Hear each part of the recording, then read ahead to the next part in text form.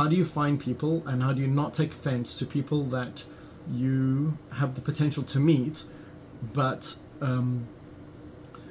they're not reaching out to you, or they're not responding, or they're not engaging? And it took me a while to leave those alone and to allow the numbers to run, and to recognize that I'm going to meet 100 people, to find 100 people, to meet 40 people, to find 2 people that actually are relevant to me and who can affect my life. So it's understanding those numbers, being okay with 100, and knowing that I need a way to automate that 100. I've got to figure out how quickly can how can I more effectively use the time to get from 100 down to 5-10 people, to get closer to using time valuably.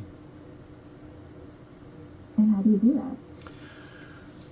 So I use technology. So use technology to automate. To how I access this ratio of people is I use technology to reach out to 100 people, and it's a canvas, and I use very casual, engaging text. For example, if I'm reaching out to a startup founder, I would say, I'm a co-founder in the space, love the space, would love to connect with you, thanks for connecting.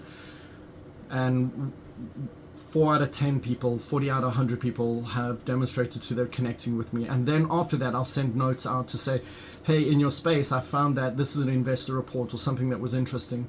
And sooner or later, that person, probably about 16 out of those 40, will respond and say, hey, Andrew, thanks for reaching out. I appreciate your engagement style, what you're saying.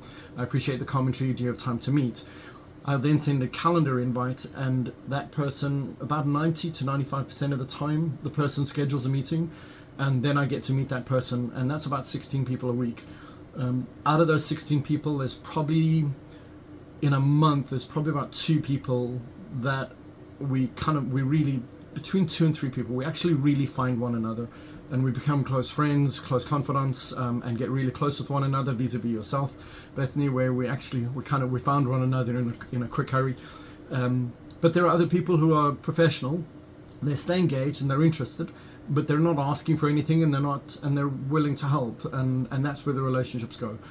Is you find people who want to. Now, there are an inordinate amount of people that are not interested in engaging, and you should not fight that. They're not going to, for whatever reason, your background, the words you use, how you engage, they're just not going to engage. And I learned not to fight that.